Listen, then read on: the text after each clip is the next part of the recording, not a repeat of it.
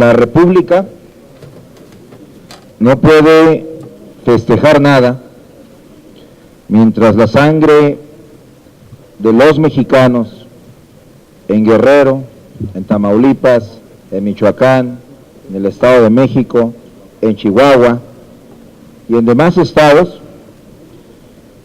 esté cubriendo a la nación de luto. Por cierto, Guerrero es un estado gobernado por el Partido de la Revolución Democrática. Lamentamos profundamente el ataque a los civiles por parte de las fuerzas del Estado.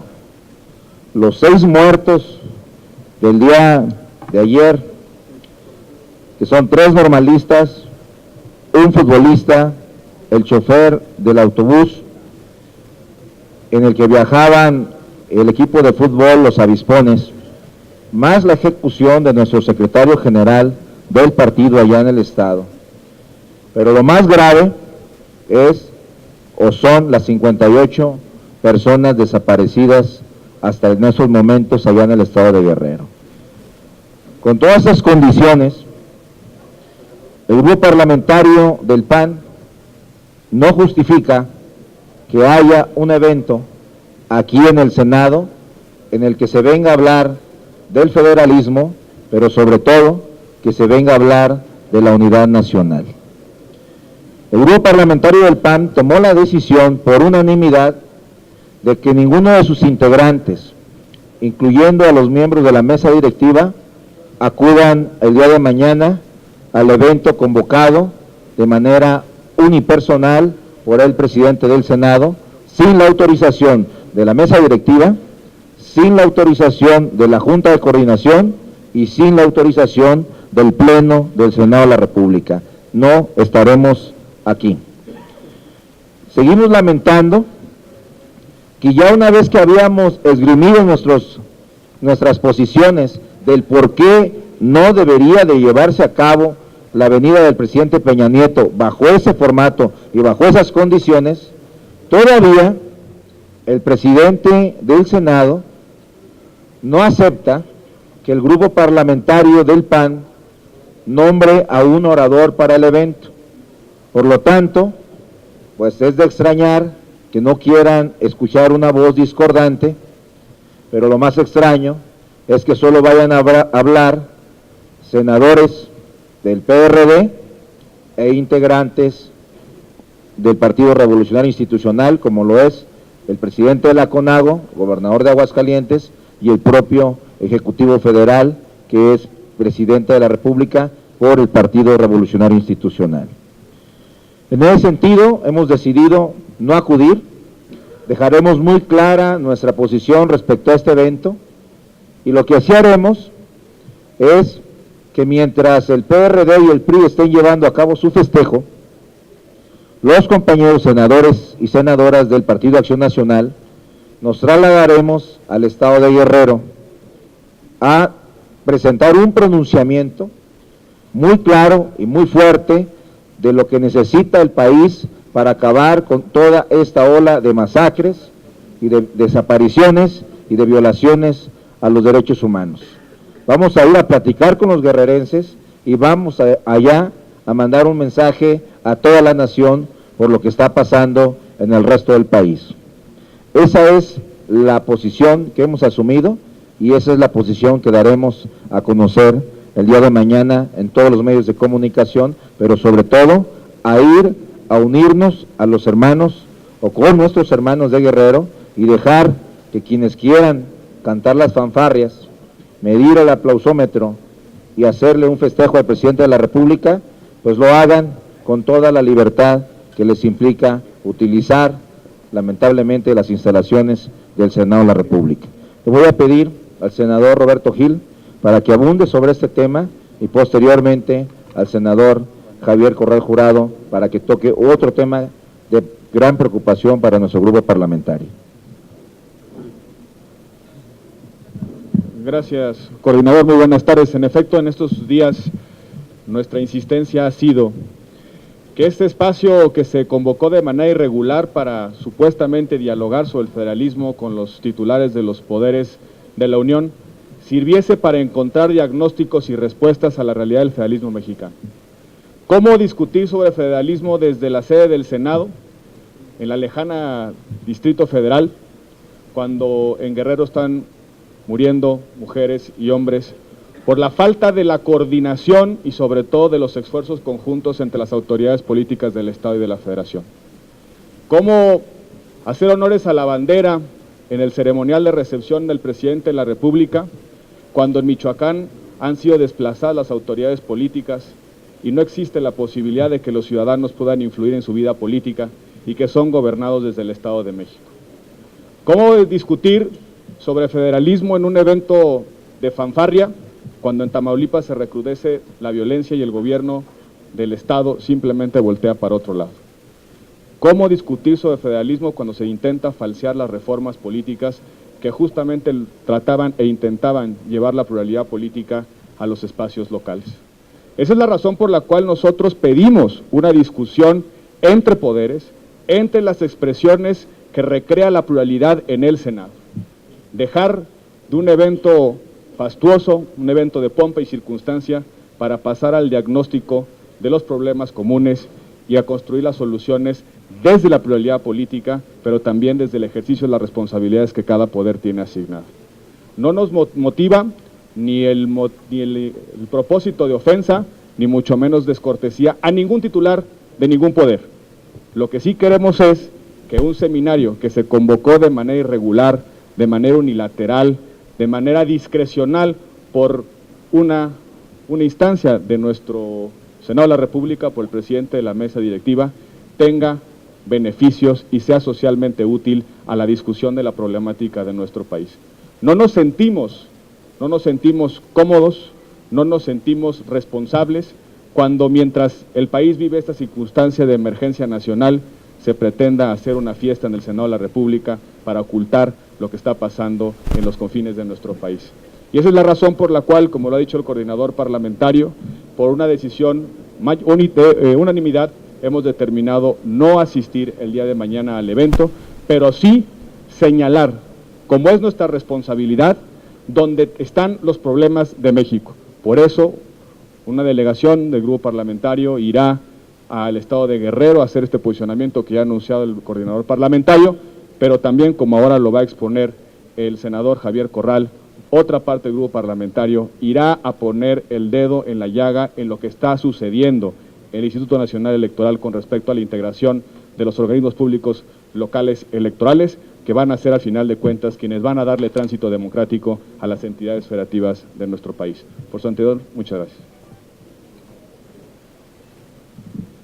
Como bien lo decía el senador Roberto Gil, esta mañana, además de la decisión de no asistir al homenaje que el PRD y el PRI le brindan mañana a Peña Nieto en el Senado, también abordamos el tema de la integración de los OPLES, los organismos públicos locales electorales que se crearon bajo la nueva reforma electoral, tanto constitucional como legal. Esta mañana, bajo la responsabilidad que tengo de representante del Poder Legislativo a nombre de Acción Nacional en el Consejo General del INE, di cuenta del proceso que presenta, que se mantiene en la integración de estos órganos. Todos ustedes son testigos del enorme interés que la bancada del PAN colocó en esta reforma electoral, sobre todo ante la involución en los estados de la República de métodos, procedimientos y reglas electorales, pero particularmente por el grave desempeño de autoridades electorales locales. Así fue como en la reforma electoral se colocó como tesis central la creación de una autoridad nacional electoral, INE, que nombrará a las autoridades locales electorales, tanto para procesos locales como federales. Ese proceso se ha desarrollado en las 2 últimas semanas. Esta mañana he informado que se van a integrar 18 organismos locales. Esto es, se harán 126 nombramientos, 18 presidentes de órganos locales y el resto son consejeros electorales, unos por 3, otros por 6 años y los presidentes por 7. Estamos ante la primera gran prueba de autonomía, independencia, imparcialidad, equidad y legalidad de la institución que creó la ley y que configuró este Congreso, particularmente este Senado de la República.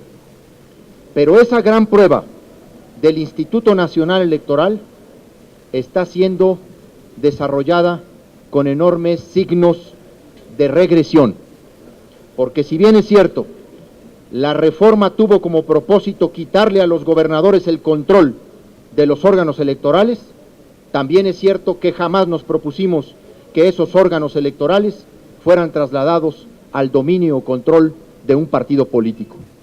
Ahora resulta que la reforma que le quita a los gobernadores el control de los órganos electorales, pretenden un bloque de consejeros electorales regresárselo al Partido Revolucionario Institucional.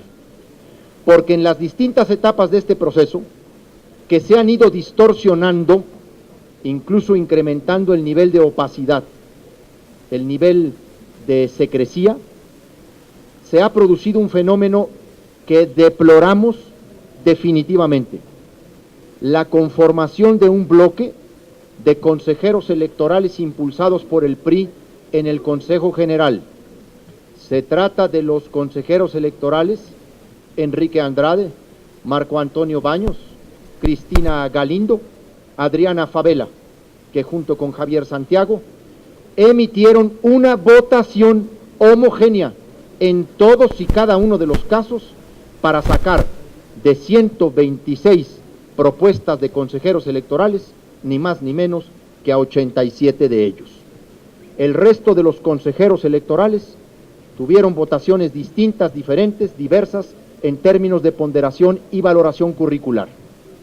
Este bloque ha hecho una profunda distorsión y hoy estamos ante una sesgada integración de los órganos electorales que pretenden darle al PRI mayoría de operadores políticos en los estados que tendrán elecciones locales para el próximo año.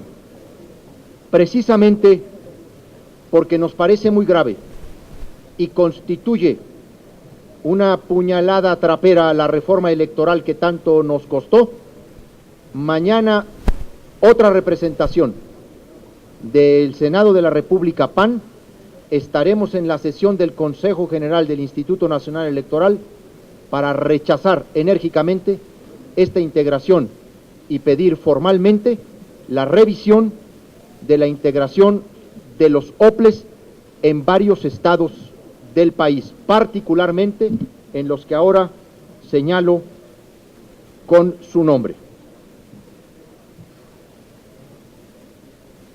El caso del Estado de México, el caso del Estado de Morelos, el caso del Estado de Nuevo León, Oaxaca, San Luis Potosí, Sonora, Tabasco, Campeche y Yucatán. Ya dije el Distrito Federal y el Distrito Federal. Distrito Federal, Estado de México, Morelos, Nuevo León, Oaxaca, San Luis Potosí, Sonora, Tabasco, Campeche y Yucatán. Esperamos que el pronunciamiento del Grupo Parlamentario del PAN influya en el ánimo en las siguientes horas de los consejeros electorales. En cualquier modo, he recibido el mandato del Grupo Parlamentario de hacer una defensa del espíritu, propósito y metas de la reforma electoral que llevamos a la Constitución y a la legislación secundaria. Muchas gracias. Abrimos el espacio para, si quieren preguntar al grupo. Coordinador Preciado, buenas tardes a todos. Con esto se rompe la luna de miel que ustedes tenían con el gobierno federal, con el presidente Peña, con su principal aliado que ahora los une a todos ustedes, pero en contra de él.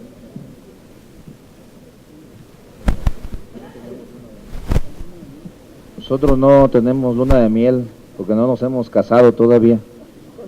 Pero déjeme decirle lo siguiente. El grupo parlamentario y el partido, hace poco más de año y medio, llevó al Consejo Nacional del PAN, por parte del Comité Ejecutivo Nacional, la propuesta de poder signar un acuerdo con todas las fuerzas políticas para sacar adelante las reformas que el país estaba necesitando y que habían sido propuestas por los dos gobiernos de Acción Nacional, tanto como por Vicente Fox como por el presidente Felipe Calderón. Y estas reformas que planteamos desde el gobierno fueron negadas por la oposición. Nosotros teníamos dos opciones en ese gran debate: o hacer exactamente lo mismo que ellos, actuar con mezquindad frente al país, o tratar de resolver los problemas del país apoyando y proponiendo las distintas reformas que ya fueron aprobadas. La decisión mayoritaria del Consejo Nacional fue que sacáramos adelante estas reformas, y esas reformas que fueron negadas a México las dio Acción Nacional. Eso no implica que no reconozcamos que desde la parte del Ejecutivo tenemos un grave problema, porque lo único que presume el presidente Peña Nieto son precisamente estas 14 reformas estructurales que hicimos los congresos. Cuando evaluamos al presidente de la República desde el punto de vista del Ejecutivo, ahí es donde salen debiendo. Nos deben, por ejemplo, decían que íbamos a crecer al 3.5% de la economía el primer año, y no crecimos ni al 1%. Decían que para este año se iba a recuperar la economía y iba a llegar nuevamente al 3.5%, no va a llegar ni al 2%. Decían que la estrategia de combate al narcotráfico era la estrategia equivocada, y al día de hoy hemos visto 4 fenómenos. Sigue el crecimiento en extorsiones, sigue el crecimiento en homicidios, sigue el crecimiento en secuestros, y lamentablemente sigue el crecimiento en el abuso de las Fuerzas Armadas en contra de civiles. Es decir, hay graves violaciones a los derechos humanos, tan graves como el caso de Tlatlaya, donde 22 civiles fueron absolutamente ejecutados. Creemos que si evaluamos al Ejecutivo desde la perspectiva del presidente y no desde la perspectiva del Congreso, el presidente de la República nos sale debiendo. Por eso creemos que no es adecuado que se le venga a hacer un homenaje nada más y nada menos al Senado de la República, cuando fue el Senado y la Cámara de Diputados que hicieron todo el trabajo para que estas reformas salieran adelante. No, quisiera que fueran 2 o 3. La primera, quisiera saber si esto que el senador Corral enunció durante su intervención en el Pleno, lo van a convertir en una propuesta formal de pedirle a Peña que revalore y no venga mañana. Esa sería una. Bueno, sobre todo porque han comenzado por ahí a circular rumores de que el Ejecutivo estaría pensando seriamente de no venir ante el contexto que hay aquí. Y la otra, quisiera saber también si ante este nuevo giro, digamos, programático del PAN, más interesado ahora en asuntos que eran de la izquierda, como el caso de Guerrero, si este grupo que va a ir a esa entidad va a realizar algún mitin o alguna cosa concreta en demanda del esclarecimiento de los estudiantes asesinados. Perdón, y al senador Corral también quisiera preguntarle si tiene por ahí algunos datos que nos pudiera dar de algunos de esas autoridades electorales que estarían ligadas directamente a los gobernadores. Sí. Bueno, yo contesto la primera. Si el presidente de la República decide no acudir al Senado, va a ser una decisión unipersonal y, por supuesto, pues hablaría de la prudencia que tiene, en virtud que habrá aproximadamente 44 senadores que no van a estar presentes en este acto parafernálico que le organiza la izquierda. Y lo más lamentable, y déjeme comentarle esto, es que el acto se lo organiza quienes apenas hace 3 semanas lo llamaban traidor a la patria o vendepatrias. Y lo más lamentable es que que el acto se lo organiza quienes gobiernan hoy el estado de Guerrero. Entonces sí creemos que si nace la prudencia por parte del Ejecutivo, que no es la prudencia que están haciendo en la izquierda, pues creo que sería un acto que obviamente tendría que verse en esa dimensión de responsabilidad por parte del presidente. Lo otro, en el caso de Guerrero, mañana, además de la problemática que existe, mañana es el aniversario de José María Morelos y Pavón, y precisamente en Chilpancingo hizo la declaración sobre los sentimientos de la nación, que habla de la división de poderes. En el artículo 6 habla de los poderes legislativos, ejecutivo y judicial, pero además, en el artículo 18 de esa declaración de los sentimientos de la nación, habla que la nueva legislación no se admitirá tortura.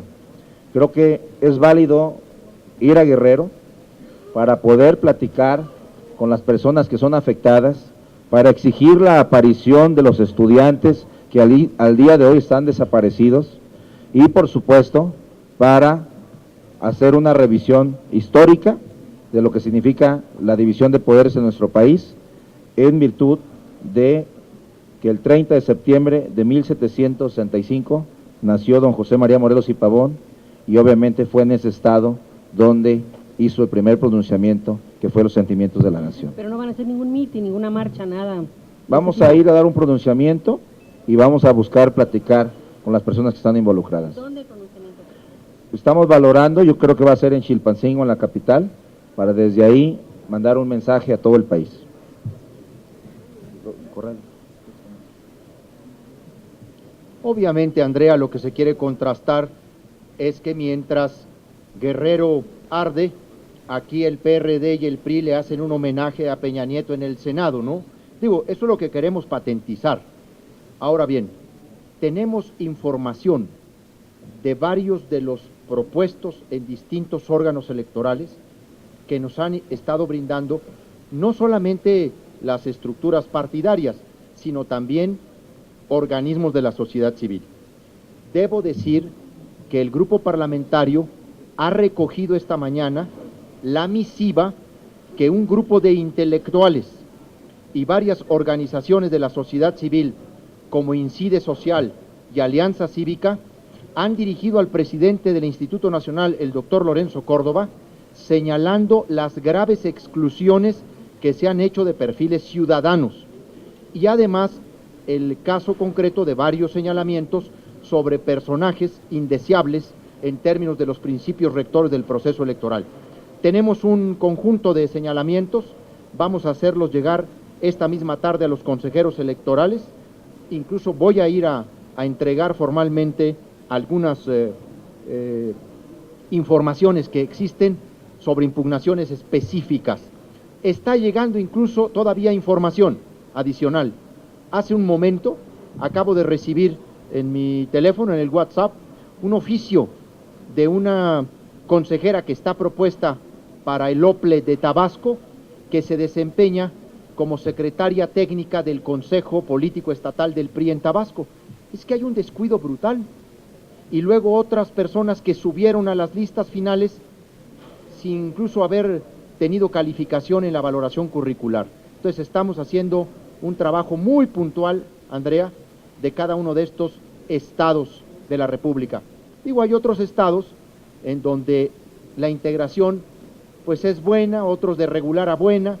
He señalado los casos que para nosotros son inaceptables, en los que vamos a dar una batalla para que la integración sea una integración apegada a los principios que la reforma procuró. Y en cuanto tengamos el vaciado, claro que se los compartimos.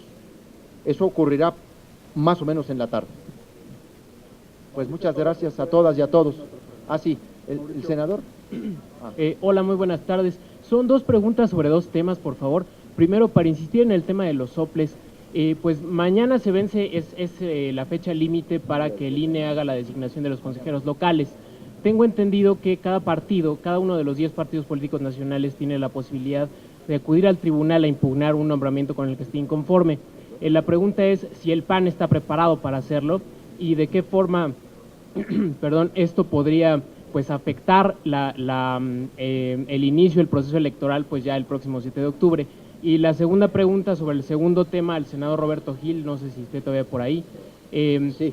Como presidente de la Comisión de Justicia sobre el tema de Tlatlaya, me queda duda, a partir de que se apruebe y se promulga la reforma al fuero militar, pues en qué sentido tienen que actuar las autoridades civiles. Por lo pronto los 8 militares detenidos están ante un juzgado militar. ¿No tendría ya que intervenir una instancia civil? Gracias. Bien, eso ya lo dirá ahora Roberto. Yo solamente insistiré en dos cosas. Sería un signo muy ominoso el inicio de procesos electorales locales, sobre todo en aquellos donde habrá renovación del gobernador del estado y la competencia es altamente reñida, donde hay altas condiciones de competencia, que el órgano electoral inicie descalificado por las fuerzas políticas en contienda. Sería muy delicado empezar procesos electorales locales con autoridades descalificadas por los contendientes y en el caso de varios soples, lo diría tanto por el PAN como por el PRD, le genera una carga de incertidumbre a esas elecciones y de tensión. Me parece que no se debe repetir el error del 2006, de haber conformado una autoridad electoral que fue impugnada por uno de los contendientes porque esa marca se le quedó a la contienda. Creo que lo que tenemos que hacer es insistir en una integración imparcial. Ahora bien, como acto jurídico lo pueden impugnar los partidos políticos, pero también los representantes del Poder Legislativo ante el INE, entre ellos uno de esos soy yo. Y también advertimos, el partido, vamos a tratar de generar una coordinación con el partido, pero independientemente de la posición que ahora tenga el Comité Ejecutivo Nacional sobre este hecho, si al resultado de la negociación o de la mesa de diálogo que se pueda entablar esta tarde con los consejeros no se producen cambios, yo estaré obligado, como representante del Poder Legislativo, a impugnar ante el Tribunal Electoral del Poder Judicial de la Federación los nombramientos que nos parezcan que violan o violentan no solo los procedimientos convocados, sino los principios constitucionales y legales. En relación al caso Tlatlaya, no hay ninguna duda de que el Código de Justicia Militar y específicamente las limitaciones al fuero militar están en plena vigencia y deben obrar en este caso. ¿Qué sucede por la información que tenemos hasta este momento? Hay dos grupos de delitos involucrados en este caso. Por un lado, los delitos vinculados a la disciplina militar y por el otro lado, los delitos que fueron cometidos en relación con víctimas civiles. La información que hasta ahora tenemos es que la Procuraduría Militar ha empezado sus actuaciones con respecto a los delitos relativos a la disciplina militar. Eso es invariable y no obsta para que la Procuraduría General de la República inicie las actuaciones con respecto a los delitos de homicidio con respecto a las víctimas civiles. No hay ninguna duda, es plenamente vigente. Las dos procuradurías deben estar actuando ya sobre este caso, uno en el ámbito estrictamente de la disciplina militar y el otro en el ámbito de las agresiones a las personas y víctimas civiles. Buenas tardes. Alejandro Lelo de la Red de Mensaje Político, rapidísimo. Mañana la convocatoria formal es para un foro sobre el federalismo. Yo les quiero preguntar de manera muy concreta, si el PAN no carece de autoridad moral para criticar lo que va a haber mañana aquí, cuando apenas en febrero hubo una fiesta organizada por su coordinador parlamentario en el que se celebró el cumpleaños de su esposa, que se trajo unos mariachis, hubo tremendo reventón aquí en el Senado de la República. ¿No les falta autoridad moral? Hay que dejar ahí su testimonio de lealtad. ¿No lo va a responder, no? Que sigue. Muchas gracias. Muchas gracias. Gracias, buenas tardes. Para preguntarles, ante la ola de violencia que se ha suscitado en diferentes estados y ante la muerte de diputados y sobre todo representantes de los partidos, ¿ustedes estarían pidiendo a unos días de que arranque el año electoral vigilancia para sus representantes populares y para sus candidatos? Acabas de tocar uno de los temas más delicados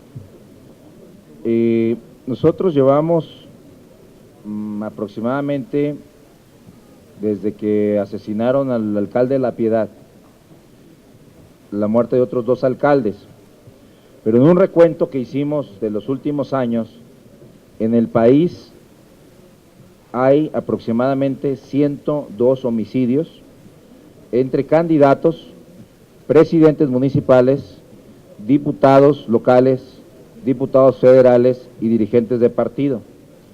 Sí es un tema muy delicado porque el crimen organizado ha rebasado el límite que de alguna manera durante muchos años ellos se autoimponían.